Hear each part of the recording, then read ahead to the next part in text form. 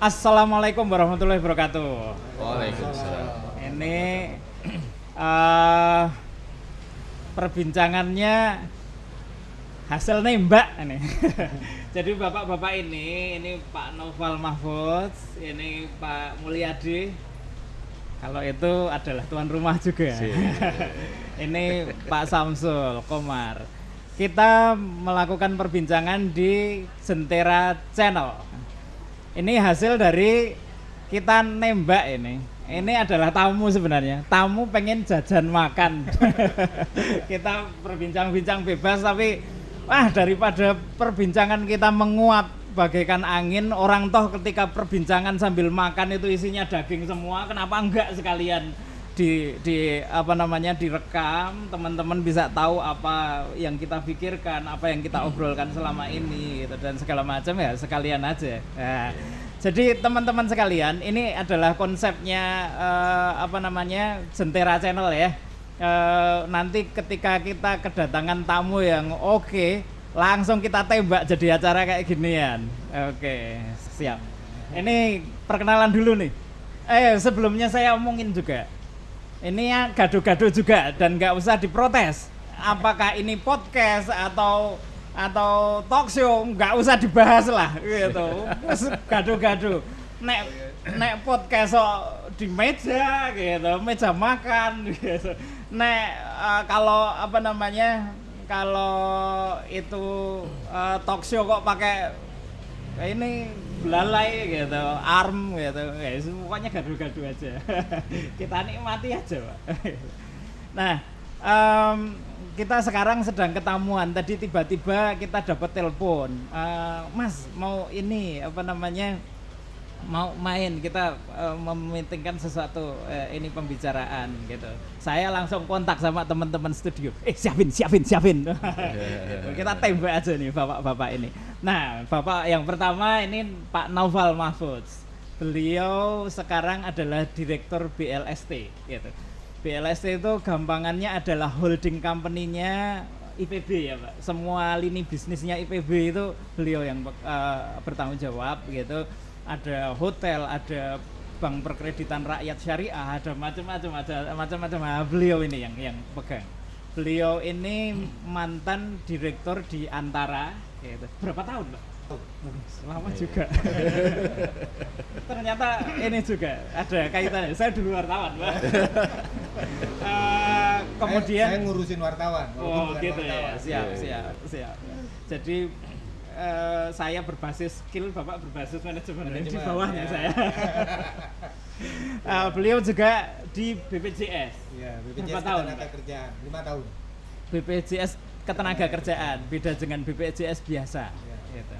Kemudian Kang Mulyadi ini pejuang ini.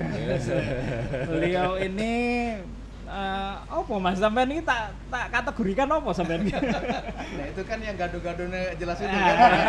Ini salah satu ini bukti bahwa pembicaraannya nggak jelas itu beliau. Tapi hebat. Saya mengagumi konsep-konsep pemberdayaan beliau. Beliau ini lama berkecimpung di microfinance. Sebut saja begitu ya.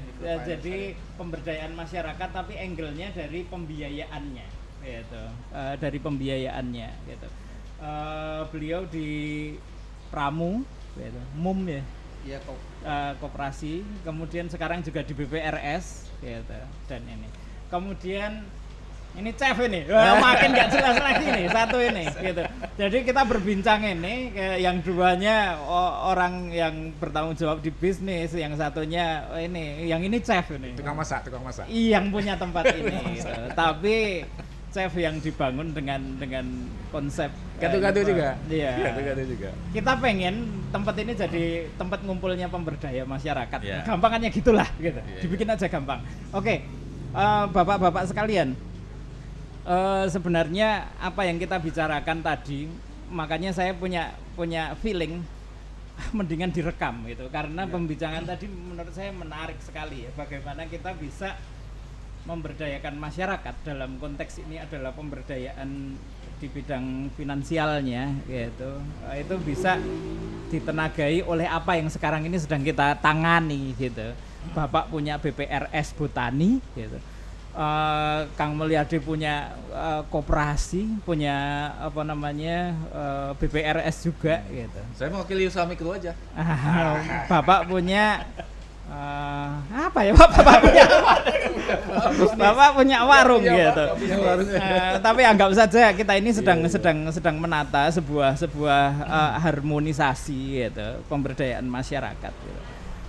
Sebenarnya yang diharapkan oleh masyarakat di tingkat paling bawah gitu, grassroots gitu, wis petani miskin pula gitu, nggak punya lahan, nggak punya apa-apa, yang itu di bidang pembiayaan kan bagaimana dia dapat pembiayaan yang satu murah banget gitu, interestnya gitu, sampai hampir gratis lah gampangannya begitu. Nggak banyak syarat gitu, administrasi segala macam ya semudah meminjam tetangga sebelah gitu. Mungkinkah itu? Nah, terus kemudian didampingi pula gitu, pengen usaha apa didampingi, misalnya dia pengen menanam misalnya nih tanaman hias gitu, dia didampingi bagaimana memberdayakan tanaman hias ini segala macam. Terus kemudian marketnya ditanggung juga. Wah ini ya namanya juga masyarakat di tingkat grassroots ya. Kita nggak bisa kemudian meminta mereka dong, kalian harus berdaya, bisa marketing, bisa ini, wah lah apa pula gitu. Terus kan sudah ada marketplace, ya Allah gitu. Kita kadang-kadang berpikir naif seperti itu. Masyarakat bawah loh ini masyarakat bawah nggak punya literasi dalam konteks-konteks itu. Apa Pak yang bisa kita lakukan untuk mereka ini Pak? Ya. Jenengan? Ya, saya dulu ya. Iya, monggo. Lebih baik saya dulu, kalau saya belakangan udah diambil duluan. Terima kasih nih diundang kemari ya. Yang pertama itu, yang kedua seharusnya kita pesan makanan dulu ya. Oh iya.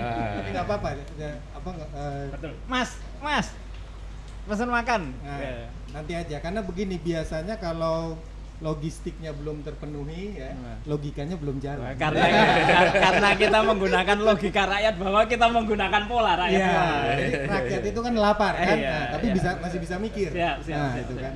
Masuk akal. Jadi begini, saya ini banyak bergerak tadi ya di bidang manajemen ya. Manajemen itu beberapa tahun terakhir ini kata kuncinya adalah kolaborasi. Bahkan ada mata kuliah khusus di Harvard University itu collaboration. Ada itu. Jadi mata kuliah itu kolaborasi judulnya. Nah, yang dibutuhkan adalah kolaborasi. Tadi yang Mas Irfan sampaikan, bisa nggak tadi itu petani, rakyat gitu ya, dikembangkan kalau bahasa manajemennya entrepreneurship-nya ya, yang mungkin nggak punya modal, bahkan nggak punya keterampilan, nggak punya network tadi market. Jadi sebenarnya rakyat kita itu nggak punya apa-apa, tapi kan punya Mas Mul yang sering bergerak di di bawah ini di lapangan, yang pasti punya kemauan untuk hidup, kemampuan untuk bekerja, berusaha. Nah sehingga jadi tadi rakyat itu ya. Nah rakyat ini kan harus ada yang meng-arrange ya, entrepreneurship gitu kan. Nah tugasnya tadi bicara BPRS ya, kebetulan saya di BLST salah satu perusahaan anaknya itu BPRS. Nah salah satu tugas dari BPRS itu mengkolaborasi itu, utamanya tentu pembiayaan ya. Nah itu nanti konsepnya itu ya bisa kita adopt dari yang sudah berhasil, misalnya Grameen Bank dan lain-lain. Nah itu yang kita lakukan seperti itu. Nah itu menurut saya kolaborasi itulah kata kuncinya gitu kan. Sumber daya di arrange, kumpulkan. Jadi menata puzzle Pak ya. Betul. Kata kuncinya yang pertama adalah kolaborasi. Berarti ada yang dikolaborasiin gitu. Sementara beliau sendiri sudah ketemu punya satu angle yaitu BPRS-nya. Ya. Tapi ini tanya nakal nggak apa-apa ya Pak? Nggak apa-apa. Nah, ini bukan ujian loh Pak. Udah biasa ujian. Tapi ini Pak, saya itu pernah pinjam BPRS Pak. interestnya lebih mahal Pak daripada apa namanya bank konvensional gitu. Gimana ini Pak? Itu kan dari sudut pandang mana mahalnya gitu kan? Nah. Karena BPRS bukan hanya sekedar pembiayaan sesungguhnya. Siap. Nanti juga bantu pendampingan, bantu pencarian pasar. Walaupun pakai network yang lain ya, pakai network yang lain. Jadi relatif kalau dibilang apa namanya, ya katakanlah kalau rate-nya lah ya dibanding konvensional, belum tentu juga kalau dilihat dari nanti hasil akhirnya. Oke. Coba deh. Gitu. Bukan Tapi saya saya mau sebenarnya apa? Saya kan tadi nggak ada apa-apanya gitu ya. Nah. Jadi kan Monggo chef. Enggak, ini bukan merendahkan, ini monggo chef. Jadi Mas. Jadi apa kita? Wah, ini enggak apa-apa asik sambil nih. minum. Jadi Kita- biar logikanya kalau makin chefnya ngomong jalan. kelihatan nggak langsung menitatan kan? Nah, ini Kesaktian chef ternyata. Iya. Jadi sambil ngomong saya iya. ini. beberapa kali saya sering lede-ledean sama kalau saya panggil dulu di Prof. Mulyadi. Oh gitu. Karena kan sudah 20 tahunan di pemberdayaan kan. Malah lebih ya. Iya dia ngasih gelar pop. Jadi kalau kita lihat dari mulai saya kenal dunia makasih. sampai dengan saat ini, itu setahu saya Pak Naufal dan Ya. Pak Mulyadi yang bisa minjem itu orang yang punya duit.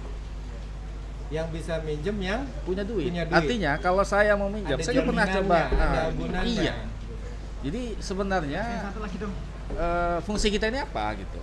Jadi sempat kepikir dari kita sebenarnya kalau yang bisa pinjam duit itu adalah yang pinjam uang itu di bank adalah yang punya duit ya, kalau duitnya as segala macam. Kemudian kalau orang macam kita yang nggak ada apa-apanya ini, bagaimana mungkin kita bisa minjam duit?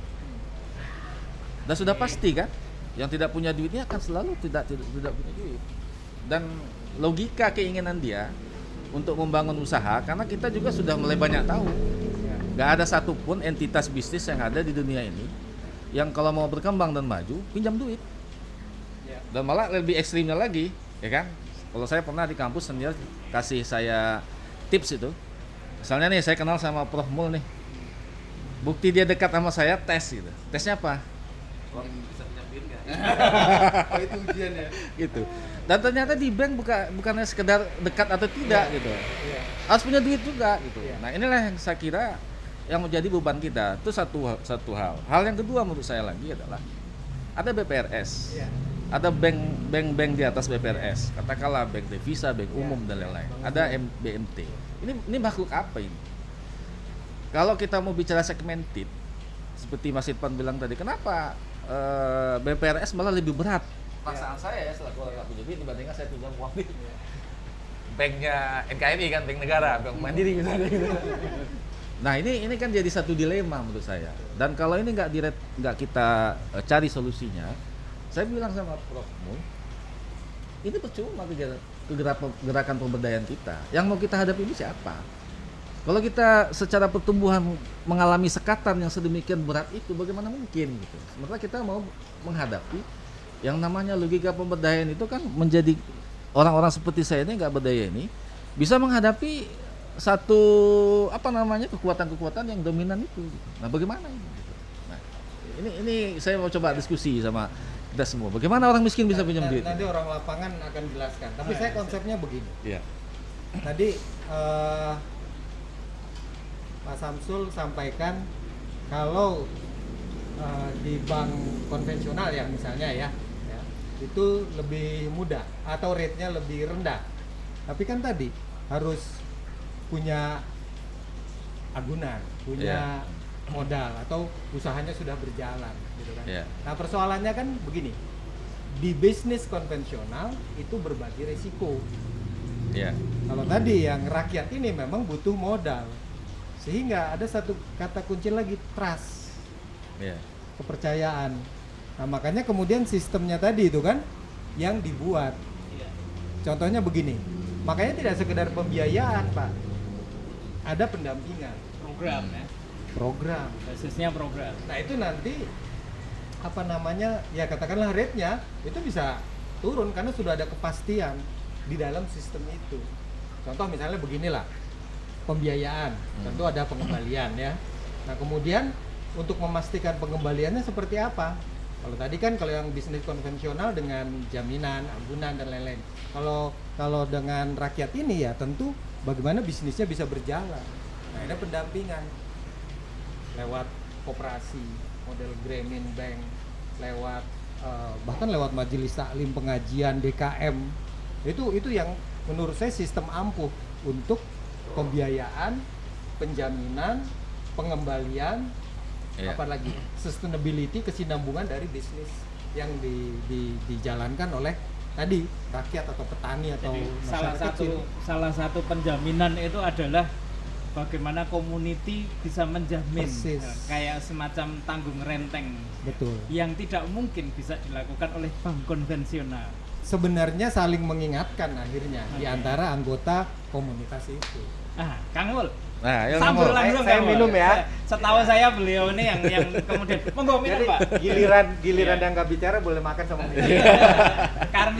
karena konsepnya masih ini apa namanya gado-gado ya kan kadang itu sih. Iya, nggak apa-apa. Nggak apa-apa, wis. Lalui aja. Yang penting nyampe ini. Siap. Tapi saya pengen Prof Mul agak lebih pasti biar ini bisa didengar karena oleh orang rakyat lapangan, kita. oleh lapangan Betul nggak jadi kita nggak punya duit, bisa nggak punya aset, bisa minjam di BPRS gitu loh. Itu yang penting dulu nih biar Iya. biar ada pencerahan nih, biar semangatnya itu masuk dulu ke dalam. Nah, konteksnya ruang itu. bisa kemudian diperluas ya, karena jangan kemudian kita terjebak pada bisa nggak minjem, kemudian ini tapi karena ini sistemik, kemudian ada sistem apa namanya berjejaring dan pembinaan, seperti apa sistemnya. Ya. Nah, ceritain Kang, apa yang Ya. selama ini dengan lalui? Nah ini kan sebelum menjelaskan semuanya itu kan kita ngelihat tadi ada 3 kata penting tuh. Ya. Yang pertama itu miskin, yang kedua uang, yang ketiga nggak punya uang. Kalau anak sekarang Miss Queen. Gitu kan. Nah pertama, Miskin banget. Saya minum dulu ya. ya. Nah, yang kedua tadi kita bicara miskin.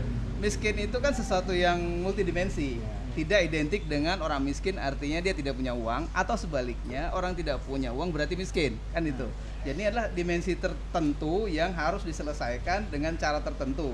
Salah satu caranya adalah uang, dengan uang. Itu kan yang pertama. Nah yang kedua tentang uang ini sendiri. Nah kita nggak bicara tentang uang itu ada atau tidak ada, tapi kita bicara tentang aksesnya punya apa tidak. Nah tentang meminta uang, akses terhadap uang itu bukan problem hanya orang miskin. Orang nggak punya uang pun meskipun dia kaya, atau dia kurang uang pun meskipun dia kaya, dia akan perlu layanan itu, layanan keuangan itu. Jadi kita harus spesifik bicara tentang layanan keuangan dan layanan keuangan bagi orang miskin. Gitu kira-kira. Nah kalau kita bicara layanan keuangan, BPR bisa adalah salah satu fungsi itu. Tapi pasti bukan untuk orang miskin. Kan itu Pak. Karena untuk orang miskin harus disetting terlebih dahulu dengan sistem yang tidak perbankan konvensional atau perbankan yang berlaku selama ini. Karena ada problem tadi, ada hambatan akses, jarak. Orang miskin kan tinggalnya nggak dekat kota. Waktu kami bikin koperasi, Bank BRI itu masih ada terdekat itu di Gunung Batu. Ya kira-kira kalau dari titik terjauh Gunung Salak itu harus naik ojek dengan biaya lebih dari 20.000. Artinya problem jarak. Kalau dia punya uang hanya 1.000 sehari, perlu sebulan, nggak bisa nabung, habis buat ojek. Ojek untuk mengakses secara fisik, gitu kan? Jadi BPR terdekat pun ada di Luwiliang yang jaraknya sekian kilometer dari Pamijahan misalnya. Itu juga pasti nggak bisa. Artinya BPRS yang diciptakan untuk rakyat itu pun bukanlah instrumen yang tepat, gitu. Jadi tidak semua, prinsipnya saya ingin bilang bahwa tidak semua hal bisa diselesaikan dengan satu instrumen. Nah oleh karena itu tadi kita mendefinisikan tentang mendefinisikan tentang kemiskinan dan mendefinisikan tentang akses terhadap keuangan. Itu kira-kira itu dulu ininya. Nah yang kedua, bagaimana kalau spesifik tentang yang orang miskin, dia nggak punya apa-apa tadi. Sebenarnya nggak juga ternyata. Mereka sebagai orang yang diberikan rezeki oleh Allah Subhanahu Wa Taala, mereka punya sesuatu. Allah pasti bukan, kita udah yakin betul Allah itu pasti nggak punya produk yang salah gitu kan. Nggak ada produk BS, nggak ada produk yang produk gagal. Allah tidak punya produk gagal, hatta kemiskinan sekalipun. Nah oleh karena itu kalau kita jadi pendamping masyarakat, mendefinisikan dan mencari tahu apa yang mereka punya. Yang mereka punya itu waktu. Artinya kalau mereka punya waktu, artinya mereka bisa menghasilkan sesuatu. Mereka punya tetangga, teman, saudara, pergaulan sosial. Itu yang Modal sosial ya? Iya, yang Bapak sebut tadi sebagai kepercayaan. Itu adalah sesuatu buat mereka. Karena tahu selama ini kita nggak ada juga mereka hidup saja kan. Kita yang melihat bahwa mereka miskin, kita yang melihat bahwa mereka menderita. Mereka mungkin menderita, tapi belum tentu mereka merasa menderita juga kan gitu. Nah, oleh karena itu memang kita yang menderita ngelihatnya ya gitu. Karena disuruh kan suruh membantu mereka. Nah, oleh karena itu kalau pendampingan yang sifatnya ini kita mulai dengan datang ke mereka gitu kan, kenali apa yang mereka punya dan apa yang mereka inginkan. Nah, yang paling sederhana misalnya ini masuk tadi ke arah pengetahuan paling mendasar adalah literasi keuangan. Untungnya kalau di Bogor kan beda sama Bangladesh gitu Pak ya. Di Bogor ketika kita masuk mulai tahun 99 menjelang tahun 2000 akhir itu 99 akhir menjelang tahun 2000, survei kita melihat bahwa orang miskin di Bogor itu masih punya uang Rp1.000 sehari. Artinya mereka cukup tuh dengan bagaimana program kita mendesain supaya 1.000 itu tidak hilang. Kan tragis. Sudah miskin, punya duit cuma 1.000, duitnya nggak berarti apa-apa. Oleh karena itu setting produknya adalah memanfaatkan uang 1.000 itu. Gimana caranya? Gini, uang 1.000 itu kalau satu hari kan 1.000. Logika Pak Harto zaman dulu kan. Kalau 1 tahun berarti minimal dia punya 300 sampai 350 ribu. Tugas saya adalah datang ke dia setiap hari kalau duitnya cukup secara manajemen atau setiap minggu. Ketika tiap minggu kita akan dapat 7.000 kan.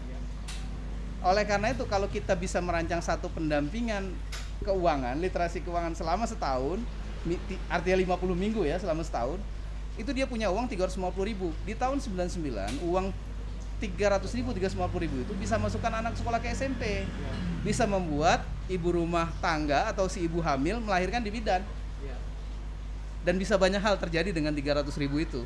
Nah, tugas kita pendamping adalah membuat 300.000 itu nggak hilang. Gitu kan? Nah, terus pinjamannya gimana murah? Tugas saya tidak memberi pinjaman saat itu. Tugas saya adalah membuat mereka tidak hilang. Tapi kami kan perlu biaya. Disitulah diperlukan kolaborasi dengan pihak lain. Nah, di zaman itu kami hadir kepada muzaki setempat yang mau membiayai orang-orang anak muda yang mau datang bersilaturahmi kepada orang miskin itu setiap minggu. Untuk overheadnya lah ya. Untuk overheadnya. Nah, jadi itu awal mulanya. Nah, jadi waktu itu kita berdiskusi dengan teman-teman tentang apa itu ekonomi syariah. Ekonomi syariah yang difahami banyak orang adalah ekonomi bagi hasil. Tapi yang kita kenalkan itu syariah adalah ekonomi yang kalau Anda minjam 300, akadnya pakai balik 300. Itu yang disebut Qardul Hasan. Nanti teman-teman lihat karena saya bukan bukan ustadz. Itu kan ada tentang qard itu adalah kewajiban kita memberi pinjaman kepada Allah kan gitu. Qardul Hasan. Jadi sebenarnya pinjaman itu adalah pinjaman yang penuh kebaikan sehingga mereka pinjam 300 balik 300. Gitu kan? Tapi apa yang terjadi karena mereka punya trust, mereka sendiri heran, mereka sampai tidak bisa mendefinisikan ini Anda ini bank atau Anda ini pemberi santunan. Betul. Karena dia bilang, kalau saya sebut Anda memberi santunan, kok uangnya disuruh balik? Kalau Anda sebut ini kredit, kok saya dikasih tanpa jaminan, tanpa agunan, tanpa harus kembali, didatengin setiap minggu. Nah, itu mungkin konsep paling dasar sebagai inisial model dari yang kita sebut bank untuk orang miskin, gitu kan, sebagai riset awal karena kita belajar di Gremin kan mungkin sistemnya dengan prosedur yang kelompok dan segala macam itu kita terapkan juga sebagai sebuah metodologi yang teruji. Tetapi prinsip dasarnya adalah menyediakan akses kepada orang miskin dengan memanfaatkan keberdayaan yang mereka punya. Itu kira-kira. Mudah-mudahan nggak terlalu serius ya. Mumet ya Mas. Enggak, saya sebenarnya kan mau meletakkan apa ya? Kalau Pak Mulyadi tadi menceritakan ada pendampingan di situ. Ini perlu juga kita sosialisasikan. Seberapa banyak PPNS yang punya program seperti itu? Apakah baru 1 atau 2? Terus bagaimana mengaksesnya? Karena kan kalau kita lihat sehari-hari, ya kembali nih saya sebagai orang yang tadi nggak ada apa-apanya gitu ya. Yang kita dapati ketika kita berinteraksi dengan bank itu yang mendampingi kita itu bukan seperti Pak Mulyadi sampaikan. Justru yang hari-hari cicilanmu mana?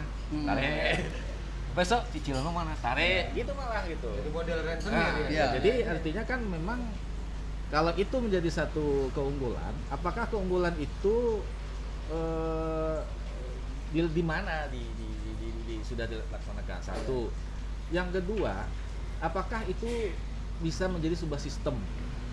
Apa kendalanya yang mungkin perlu kita lihat kan gitu? Itu dulu yang Berbicara tentang sistem karena kita pengen melakukan sedapat mungkin kalau ini ketemu sebagai sebuah formula kan kita duplikasi kalau itu. Iya. Kita kan pengen semua tempat kemudian memiliki Iya. financial hero lah bagi Iya. masyarakat miskin. Kok buntu demi buntu terus gitu Iya. hidup mereka.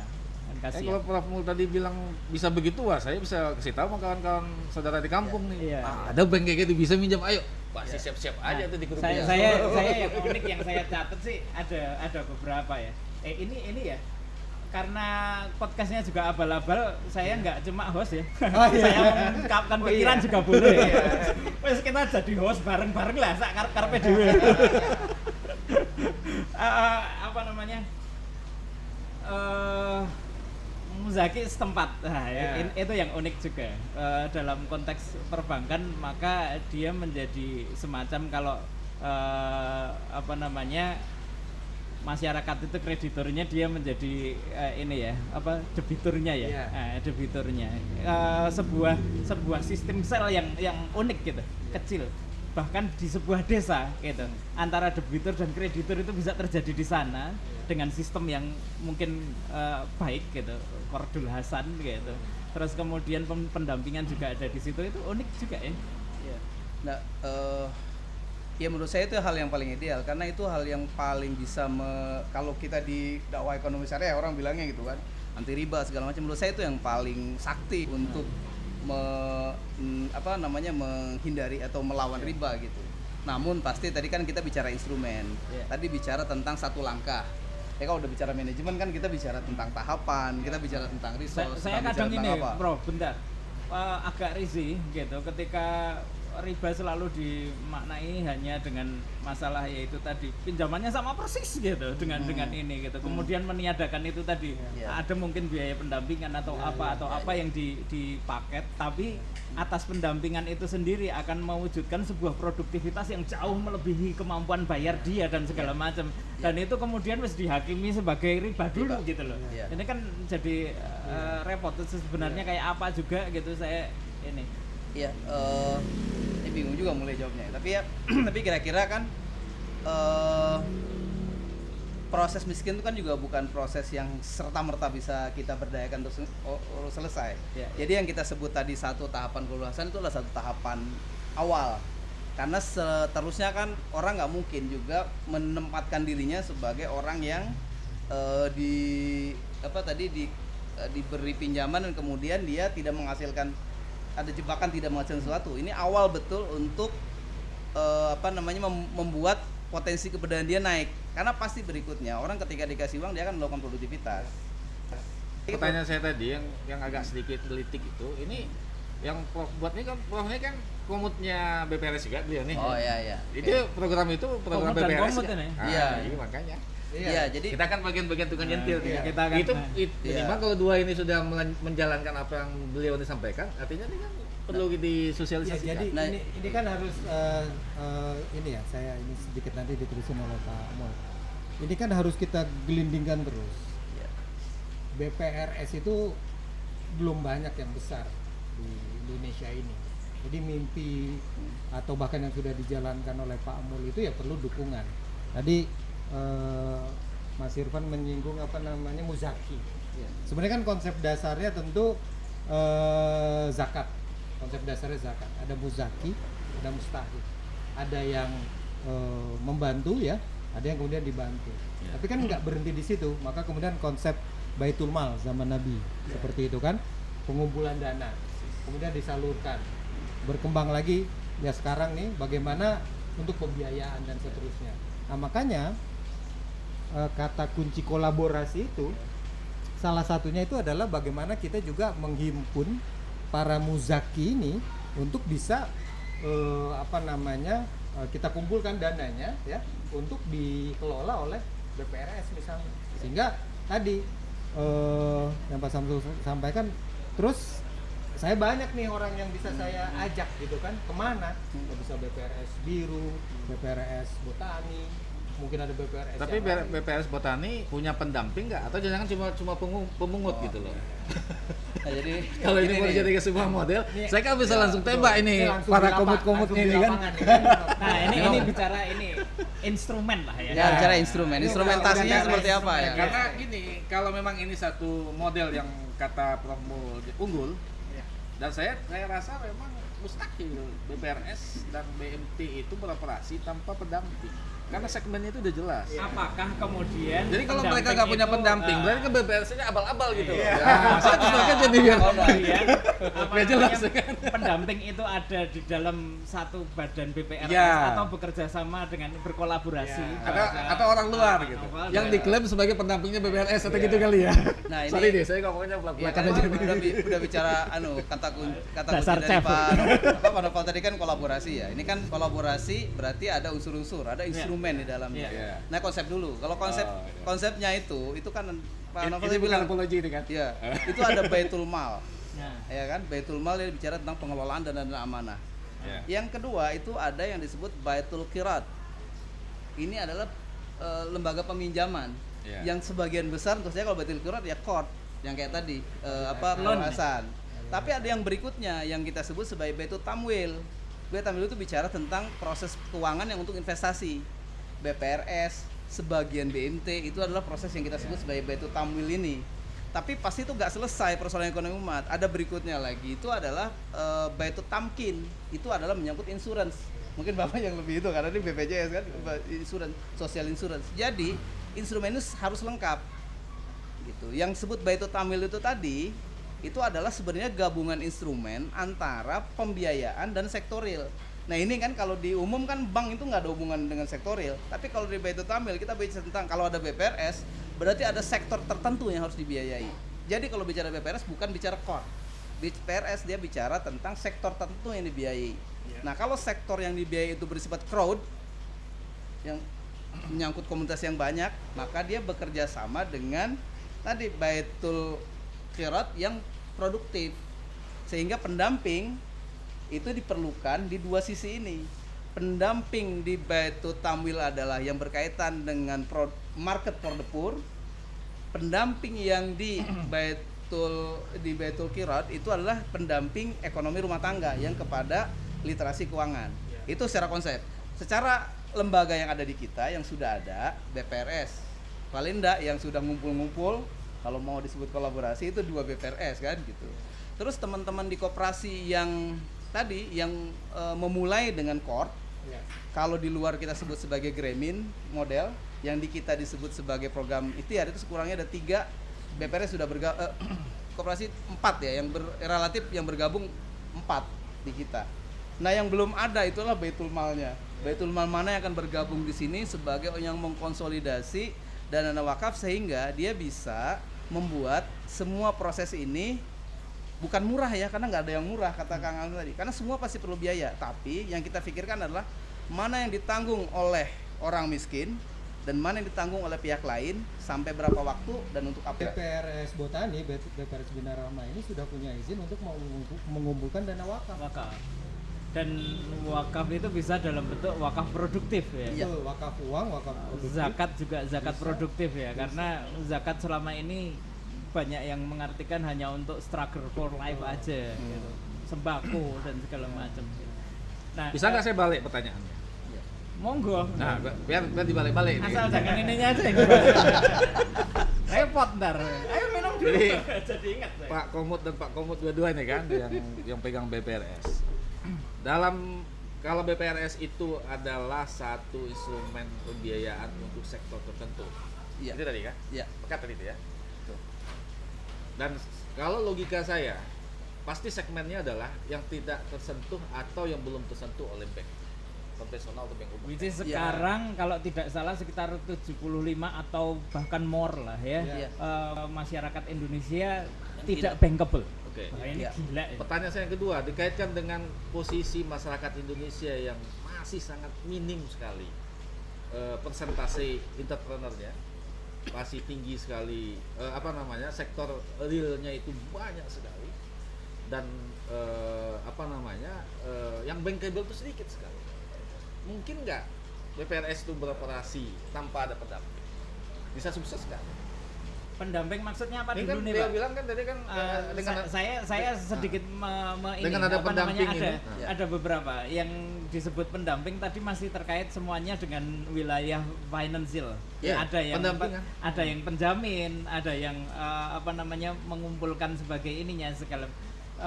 Pendamping dalam konteks yang lain adalah memunculkan underlying bisnis bagi masyarakat miskin itu. Iya. Itu tadi belum kita sebut bersama sebagai sebuah puzzle dari harmoni dari yang kolaborasi yang kita sebutkan di awal. Artinya kan gitu.